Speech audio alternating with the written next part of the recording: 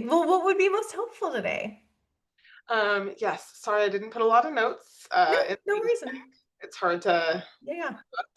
So I currently have been in private practice for a year, but I've been working with the same agency for I think 7 years. Mhm. And so in the last year, I'm trying to kind of transition more to private practice and scale down the agency work. Right Yeah. now, I'm at about 80% agency, 20% private practice. Okay. And primarily, I've been doing private practice, or I've been getting my referrals just like through community, like other therapists and people that I've known Mhm. for a long time. And so I've been going through the program, Mhm. and it's been so helpful. Oh, Um, good. and I feel like I'm at the place where like I've gone through the marketing foundations, but I'm really trying to like implement them. Mhm. And the ones that I feel like I've kind of checked off is like I've built the website, I've done my professional listings. I've like niched down quite a bit, Mhm. and that's been helpful. And then I've done in the last couple of months networking, Mhm. and the primary networking that I've done is with like mostly individual therapists. I think mostly because I was Mhm. nervous about it, so I wanted Mhm. to Yeah. felt kind of safe. Um, but I also kind of feel a little bit like I'm getting I feel a little bit stuck because I haven't seen many results from like Mhm. the fruit of my efforts, which I Right. know it's a wild time right now. Like this is Mhm. a thing, this isn't just a me thing. But it feels a little bit hard to like I don't know. I think I'm just being hard on myself and like it's kind of hard to have the motivation. I will also say I'm the primary breadwinner for my family. So like Mhm. I have to see so many clients and like work a pretty full schedule. So trying Yeah. to do marketing and like really build the private practice on the side feels like it's hard. Yeah. Mhm. It takes a Yeah. lot of extra work and I'm some weeks I'm like, I don't have the energy, but I'm trying to like stay consistent. Yeah. Um, so where I feel like I really need help though is trying to figure out kind of like I've got some questions about like the networking stuff that I'm doing. I also want to ask a little bit about SEO and just kind of see like where I can, because my time is so limited, where I can like put my efforts to give me the biggest bang for my buck with my practice. Mhm. The other thing it's kind of important to know, and then I'll stop talking a little bit. But like the other piece that's important is my husband and I are thinking about relocating like in the next year, probably in Mhm. a year from now. So Mhm. there's a part of me that's been a little resistant of like doing such heavy local marketing and local networking, even though I feel like that's most natural for me and Mhm. that's what I've been doing. But like I feel like I'm like building all these connections here and then I'm just gonna like pick up and move and have to start all over in a different. Mm. Okay, I want to speak to that first Hmm. because that's a really reasonable concern. Right. And if you maintain those relationships via email or text or, Zoom or whatever, so many therapists are virtual only that like it doesn't really matter if you live there or not. If you have the relationship with people, you stay licensed in that state, you're going Yeah. to still get referrals from them. Yeah. So if you're open to doing virtual when you move, then you should be solid. Yeah. Yeah. That is true. That's very helpful. Do you feel like helpful for folks in my position to start doing networking in the state that I'm not in yet as well? I personally, because I've moved to different states a few times in private practice, I usually wait a month before I move Okay. and start reaching out. And then, excuse me, and if you're already licensed, because I moved before online therapy was a thing. Right. So like, I mean, there was like talk of Skype therapy at the time, which tells you how long ago that was. But I um, think I saw this again.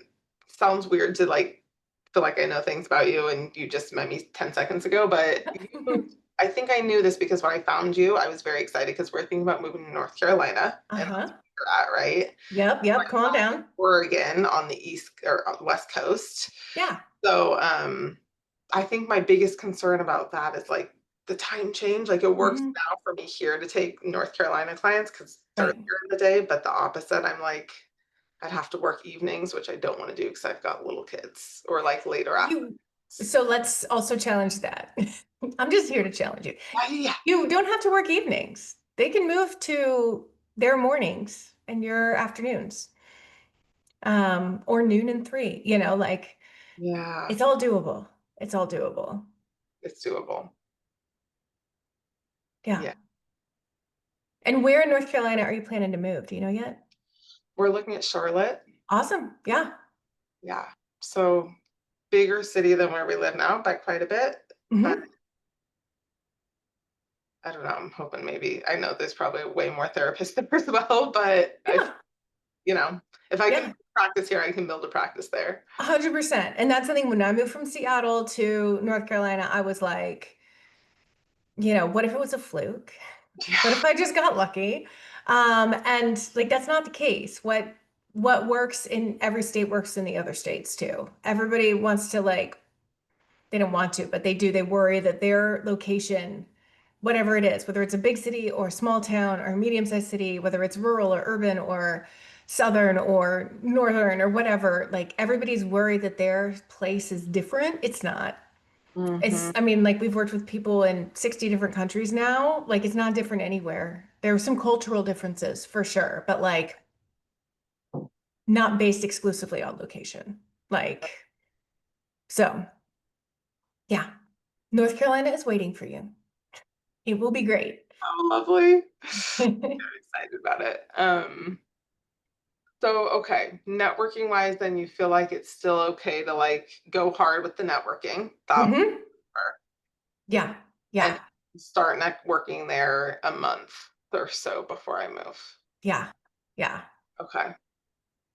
Um, right now, do you feel like it's I feel a little bit stuck because again, I've been working or networking a lot with individual therapists, and I have Mhm. tried to take like the pieces that you've recommended as far as like other people who are in my niche or are seeing like people adjacent to my niche Mhm. that we could refer back and forth, other people who see my niche that are full. But I will say it's only been like 3 months that I've been doing this. Mhm. Gotten any referrals from any of those people. Yeah. Like a lot of work to not get like even one call. Yeah. Are you following up with them? Like, are you maintaining a relationship with them over those 3 months? Yeah, yeah, Yeah. maintained, but I also feel like they're kind of slow right now. That's it. Yep. A lot of like extra excess. And I think that's the tricky part. I mean, that's always a tricky part when you're networking, like within your niche, for instance. Mhm, That like if you're networking with a bunch of other people who are trying to fill their practice, you're not gonna get anywhere now. If you maintain that relationship when one or both of you are full, it'll be great. mhm, But that's a long game, and what it sounds like you need right now is the short game. right, Um, and because 2025 is just really weird, and because it's the summer. mhm, Um, it's just a slower time for mhm, referrals right now. That doesn't mean it's going to be like this in September. right, I really expect and anticipate more of a flood, and I shouldn't say flood, having just lived through this hurricane, more of a rush of people um, in the fall because I keep comparing it to how it felt in COVID. It's like everybody held their breath. I think right now, like the economy is so unstable. I think there's a breath holding that there's an like, I'll deal with it myself that happened in the first part of this year. And then mhm, the weather gets nicer. And mhm, that's part of what happens with the summer slump every time. And people are like, people who quote unquote didn't have the money for therapy are going on vacations or doing, these kinds of things. And so it's less stable now. But I mhm, think that after putting off the care that they need for 8 months, I think that the fall is going to be, this is a prediction and I am not a futurist, but right, I think that it's going to be good for a lot of us in the way that everybody held their breath for a month or two when COVID first hit. And then mhm, it was such an intense experience of people calling all the time. That's what I'm right, hoping. mhm, There is more competition now with big therapy tech than there was back then.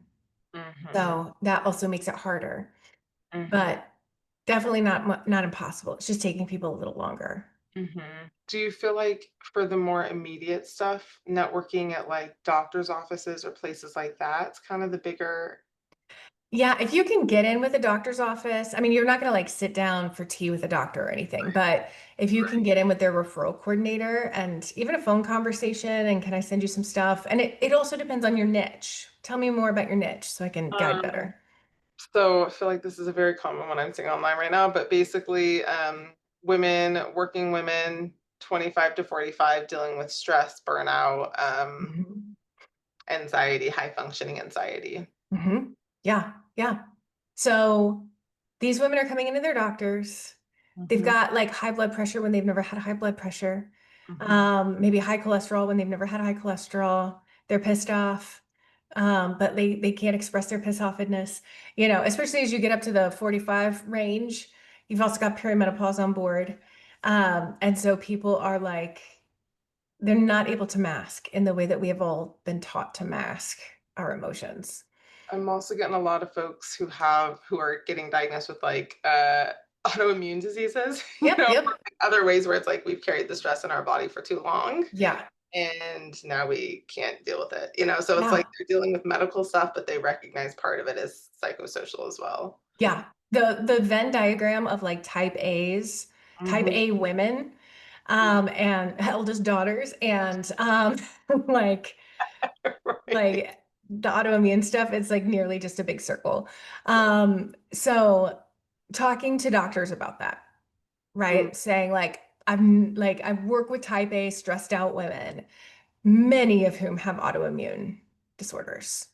Um, and I'm helping them, reduce their stress in hopes that it's going to reduce everything, including flare-ups. Hmm. Any good doctor is going to understand the dynamics there. Hmm. Um, and like basically selling what you do to the doctors from the perspective of like, how does it help them? Why do they give a shit about a type A woman? They give a shit because those women are landing in their office, not necessarily for antidepressants, but Right. for exactly what you're saying, like the autoimmune issue. Hmm. Okay. And then there's the grief as a type A woman, eldest daughter type with an autoimmune disease. Like there is a grief that goes along with like, my body won't let me do what I want to do. And I'm Hmm. The pissed. coping strategy that I've always done. Yes, right. Now do I have to deal with emotions? Gross. Um, So to just be like, to be able to address, I work with a lot of women who are like newly diagnosed. They're having a really hard time. They've always denied listening to their body. They always kind of shut it down and pushed just a little harder. And now Uh-huh. they can't. Uh-huh. And they don't know what to do with themselves. And they don't know how to sit still. And they don't know who they are without achievement. And they feel guilty for not being productive. Like lay out all the things that the doctor is going to see or intuit about that woman, and Uh-huh. maybe they are that woman too. Uh-huh. And you will become their go-to for their Yeah. folks who are diagnosed with like Good at like knowing the words for all these niches. You a long time. it's how my brain Literally, you know works. how long it took me to like make copy to just find those words that you just like rattled off in Well, 2 minutes? I'm glad it's helpful. Right. Yeah, Because those are like exactly the pain points. yeah, yeah. So really speaking to your ideal client too, because there are a lot of therapists who work with women with anxiety, but they don't include the autoimmune piece. So Mhm. that's another thing to talk to therapists about is Mhm. like, I mean, if you made that like stressed out type A women with autoimmune diseases, like that Mhm. sounds so specific and so small, but that is such a huge number of women. Okay, okay. Stressed out type A women with autoimmune. It's just gonna be like the header on my website. Yeah. And it's like, what's funny is like, if you just said women with autoimmune, it's the same exact woman. But when you Right. put stressed out type A, they're like, oh, she really knows me. Like it feels Okay. very specific. Yeah. Okay. Okay. And though still do the networking with other therapists as well. That's still helpful. Yeah. It Yeah. will That's still all helpful. It will be, if you can find the ones that are already full, then that's going to help. right. And I would go with couples therapists because that's also like a big relationship shift and dynamic. Uh-huh. of like she doesn't want to be taken care of. Mhm. Um, the partner may or may not want to take care of because they partnered with this very independent, very capable person. Mhm. And so when somebody can't fully take care of themselves sometimes, that's a hard thing for a couple. Mhm. Mhm. Okay. I was also wondering about SEO. Hmm. Done any specific SEO, but I've started the training online, and I guess I'm just wondering if that when I was thinking before what you said about the networking here and there, if, I'm thinking about moving, I'm wondering if that's, like, a better way for someone who's kind of in transition to be getting clients. Potentially, yeah. I mean, I'm not sure how competitive the Charlotte SEO market is. You know, the bigger the city, the harder it is to get on page one. If you're not on page one, it's pointless. Mhm, And not like for all search terms, but like for the search terms that matter most for your people. mhm, Um, so I would Google around and see if it's all like Psychology Today and BetterHelp and Alma and these big platforms, you're mhm, not going to be able to push them off of page one, most likely. mhm, But if there are, if it's like a third mm, that, and then the rest are real people, then you might have a shot. okay, And I really like Simplified SEO Consulting. That's who does that training. They have a whole, like, they'll do it for you, or they have courses to teach you how to do it that are a lot more in depth than the okay, training they did for us. So you can also play with that. uh-huh, okay, Um, but they're the SEO company I trust most because I've paid a few of them and they're the only ones who ever got me results. And a lot of my students have used them and love them. So okay, but even then, like, if it's just the big tech companies on page one, even using them probably wouldn't be that I fruit. don't, yeah, I don't, because they can't guarantee results, right? And if you can't guarantee results, I don't know that I want to spend thousands and thousands of dollars Right. on something like SEO, like, Yeah. yeah. Yeah. Okay. Um, blog writing. I'm gonna Hmm. start doing the thing. Great. I feel like Necessary for SEO. So that's a good pairing. Yeah. okay. Hmm. Um, how do we feel about using ChatGPT for blogs? Not wholeheartedly positive. I Okay. think if you write the blog and then Mhm. you've put it into ChatGPT and you say, like, you use it as an editing tool essentially of like, please keep the tone, please like maintain my candor. Mhm. Um, you could say, read this blog and tell me things I could improve upon it. And then they'll give you some tips. Okay. Or please edit this to 800 words because all blogs need to be at least 800 words for SEO. If it's currently like 500 or 600, like please, maintain my tone and make this blog post 800 words. Mhm. And the thing about ChatGPT and writing, you have to give it really specific, really good prompts for it to be anything other than like, hey, are you feeling depressed and down in the dumps? Like it's so cheesy. Yeah. And Mhm. so if you can infuse more of you in it, whether that's on the front end or the back end, it's usually faster if you write the majority of it and then have it edit and then you edit. Um, but most of the time, like you can tell a ChatGPT written blog, like if you look at therapist blogs, it's pretty obvious. Right. And you can say, like, I've written this blog, keep my tone. Um, will you please optimize it for SEO, for these search terms? Oh, right, right, right, right, right. So that can help with that piece too. But Mhm. again, you gotta edit. Um, and this is the same, like all the copy on your website, it's the same thing for that. Mhm. Um, yeah. Okay. Other than for SEO, like, do Mhm. clients really read the blogs? Are clients reading the blogs? Where are I the think, clients going? yeah. So I think about like you've got your website Yes. and you've got networking, and the purpose of everything else that you do from a marketing perspective is to bring people to your website. Mhm. So blogging on its own typically doesn't. unless you've got, because that's, that's on the website, unless you're doing search engine optimization or you've got like a social media channel that's pretty active that you can link to it. Mhm. The age of your people, you've still got some readers in there. Like the younger folks slant towards video. Mhm. The median, I would say most millennials are in the video realm. Right. And then Gen Xers like myself, we can kind of be split between video and reading. Mhm. So I love a twofer. I make videos like all the time, but I'm much more of a reader when I'm consuming other people's content. Mm. So I'll do like, I love it too for where it's, you do a video of it. And this is another way you can use ChatGPT. You can have chat, or you can write a script for a video. You can do the video.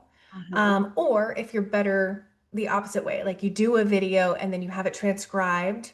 Uh-huh. And then you can put that into ChatGPT and say, this is a video script. Will you please turn this into an 800 page or 800 word blog? That's optimized for SEO. Please maintain the tone, Mhm. keep it friendly and warm. Mhm. And you will still have to edit the hell out of it, but it shaves off probably 30 minutes worth of work. Okay, fair enough. So you're thinking video and blog is probably like the combination of the two. Yeah, I really love the combo of like video blog SEO. Because I feel like the main purpose of blogging in 2025 is for SEO. Right. Um, and Yeah.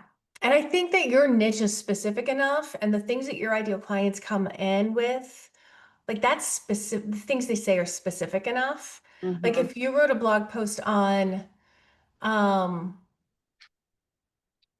something about like the frustration of not being able to do all the things you're capable of because your stupid body won't let you. Mhm. Like, if you can come up with a great title that explains that more concisely than I just did, Mhm. and it's something that your ideal clients would search, Mhm. then yeah, I mean, even like coping with autoimmune for a type A Right. one, like there are ways that you can hit a bunch of those search terms. But you've got to think through really carefully, like the keywords that your ideal clients would use.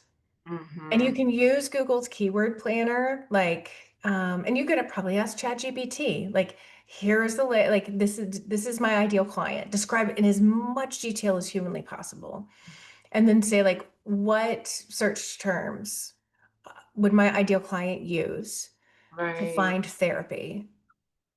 And Right. it'll give you an idea. Okay. And then plug those into Google's keyword planner. You'll have to create a free account. Mhm. But that'll tell you like how often that search term is used, where like how kind of expensive it is, like if you were to run ads to it or something like that, like if it's more in demand versus less in demand. What was Yeah. that? Oh, my husband does some marketing, so he's kind of tried to show me the keyword thing, but it Yeah. didn't really make sense until I did this side of it. Now I'm like, "Oh, that's what he was trying to show me." Yeah. Like, it's like 20 cents per click for this keyword or that thing, that website Yeah. that shows all the keywords and how searchable they are, how much you have to pay in like ads to get them. hmm Is that what you're talking about? Yeah. So like that'd be AdWords or Google Ads, which are really hit and miss for therapists. Okay. Like I've hired 3 different companies and never had any luck with it because as an eating disorder therapist, I'm up against the treatment centers and they're happy to pay hundreds of dollars per click because they're going to make so much money. I am not happy to pay hundreds of dollars per click. Mhm. But there are people who have different specialties that do have some success. Okay. But I would lean on your husband for the Google Ads thing because it's pretty complicated. Okay. But what was the sorry, what was the one that you said that was not Google Ads then? Oh, so just like the keyword planner. So that can help you know what you're wanting to get ranked for SEO. Okay. Whew. Okay. This is all gonna make sense. At some point, it's not gonna sound like a foreign language. Yeah, it's really not. I Okay. mean, you're putting things, you're like, oh, wait, I know about Google keyword planning. Like it's all coalescing. Yeah, exactly. Okay, to do videos, I need to have social media. Not necessarily. but it doesn't hurt. I mean, like you could put videos on YouTube, like because they have to be hosted on something like YouTube or Vimeo. I would recommend YouTube Mhm. for them to even be put on your website typically. Mhm. So Mhm. I would have them on YouTube. If you want to do social media, I feel like your niche is really primed for it. If you don't want to do social media, I want you to save yourself the time suckage and I the, really don't wanna do social yeah, media. I feel like I'm supposed to because 'cause I'm a millennial. fuck it. Don't do it. I don't even do it in my personal life, I hate it so much. Yeah, don't do it. Don't Other do than it. I love following other people, like, yours page is wonderful, but I don't wanna do it. Yeah, then Okay, don't. permission to not do it as okay, Permission to not do it granted. so much. Okay, so I could still though the video will still be helpful to do videos and put them on YouTube with Yeah. okay, I because mean, it's unlikely you're going to get a bunch of people seeing it, mhm, but with a combination of like video and blogging and SEO, like if we kind of made those all one thing, like one strategy, mhm, then you're hitting at a few things because you know, like Google owns YouTube.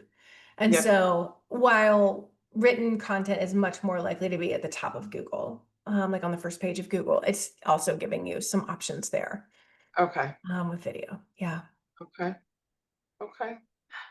I have time for one more question. Yeah. Yeah. Any other places for professional listings, online listings other than Site Today that you feel like are fruitful? So I would test a bunch. Like I would do probably 3 to 6 months. If you get even one client that sticks around for a while, then it's worth the cost. But I would look at Therapy Den. I would look at inclusive therapists. If there's anything modality specific that you do, like, you know, the IFS folks have their IFS one, Mhm, EMDR folks have the EMDR one, then I would go on that modalities as well. okay, But for your niche, there isn't an obvious, you know, sometimes there will be like an OCD one or something like that. mhm, There might be an autoimmune directory somewhere with like different professionals that understand and, you know, get it. okay, So I would Google what your ideal clients would Google and see what they find. okay,